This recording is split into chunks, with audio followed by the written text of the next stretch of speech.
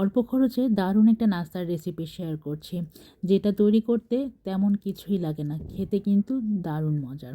বিকেলের নাস্তা অথবা বাচ্চাদের টিফিনে অনায়াসে এটাকে দিতে পারেন, বাচ্চারা অনেক বেশি পছন্দ করবে। তো আশা করছি পুরো ভিডিওটা ভালো লাগবে, ভালো লাগলে অবশ্যই শেয়ার করে টাইমলাইনে রেখে দিবেন। তো চলুন দেখে নেওয়া যাক। আমি প্রথমে একটা বাটিতে দিয়ে দিয়েছি কুসুম গরম পানি, পানিটা এমন গরম হবে যেন হাত দিয়ে ধরা যায়। অ্যাড করছি 1 টেবিল চামচ পরিমাণ চিনি, সেই সাথে 1 চা চামচ পরিমাণ ড্রাই অ্যাক্টিভ ইস্টটা দিয়ে এটাকে মিক্স করে নিয়ে এর সাথে অ্যাড করেছি 1 টেবিল চামচ পরিমাণ রান্নার রেগুলার তেল। এই পর্যায়ে আপনারা কিন্তু বাটার ব্যবহার করতে পারেন।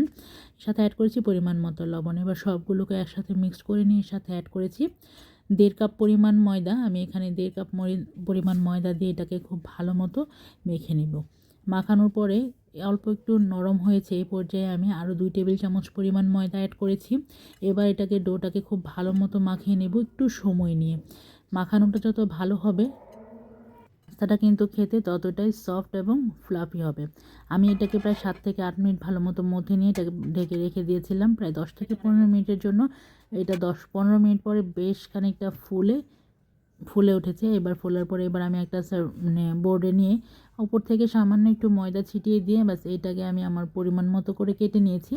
আর এখানে কিছুটা মুরব্বা আমি কেটে নিয়েছি, যেটা আপনারা পেয়ে যাবেন যে কোনো মুদির দোকানে। এবার যে ডোটাকে কেটে রেখেছিলাম সেখান থেকে একটা ভাগ নিয়ে ভালো মতো মধ্যে এরকম দড়ির মতন করে লম্বা করে নিব। এবার একটা মাথা থেকে ফোল্ড করে নেব আর মাঝখান থেকে এক টুকরো করে মুরব্বা গেঁথে দিব। তো আশা করছি দেখেই বুঝতে পারছেন আমি এই কাজটা কিভাবে করেছি। মাঝখান থেকে মোরব্বাটা গেঁথে দেওয়ার কারণে খেতে প্রত্যেকটা কামড়ে মোরব্বা পড়ে। মোরব্বার ঘনত্বটা যত বেশি দিবেন তা খেতে কিন্তু ততটাই ভালো লাগবে। এবার এটাকে ফোল্ড করে সাইডে রেখে দিয়েছি। এবার আপনাদের বোঝার সুবিধার্থে আমি আরও একটা এরকমভাবে ফোল্ড করে নিচ্ছি। দেখে নিশ্চয়ই বুঝতেই পারছেন আমি এটা কিভাবে তৈরি করেছি। এই পর্যায়ে আপনারা চাইলে এটাকে ডুবো তেলে ভেজে নিতে পারেন, তবে আমি আজকে এটাকে অথবা আপনারা ওভেনেও বেক করতে পারেন। আমি আজকে এটাকে চুলায় আপনাদেরকে বেক করে দেখাচ্ছি।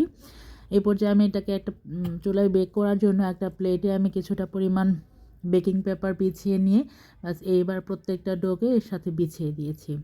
আমি আমার পছন্দ মতো বা আমি আমার মতো বিছিয়ে দিয়েছি। এবার এটাকে আমি উপর থেকে একটু দুধ ব্রাশ করে দিচ্ছি। আপনারা চাইলে এখানে ডিমের কুসুম ব্রাশ করে দিতে পারেন, অথবা কেউ চাইলে ডিমের কুসুম এবং দুধ দুইটাকে একসাথে মিক্সড করে নিয়ে এটার উপরে ব্রাশ করে দিতে পারেন। উপর থেকে বেশ কিছুটা পরিমাণ সাদা তেল ছড়িয়ে দিয়ে বাস আগে থেকে প্রিহিট করে রাখা হাঁড়ির মধ্যে দিয়ে বাস এইটাকে বেক করে নেব এইভাবে 15 থেকে 20 মিনিট। 20 মিনিটে আমার এটা এরকম কালার এসেছে। এবার আমি উপর থেকে একটু বাটার ব্রাশ করে দিয়েছি, কেননা এটা বাটার ব্রাশ করে দেওয়ার পরে খুব সুন্দর একটা ফ্লেভার এবং এটাতে খুব সুন্দর একটা গ্লসি ভাব চলে আসে। এটা তৈরি হয়ে গেল আমাদের মজাদার বিকেলের নাস্তা। আশা করছি ভালো লাগবে।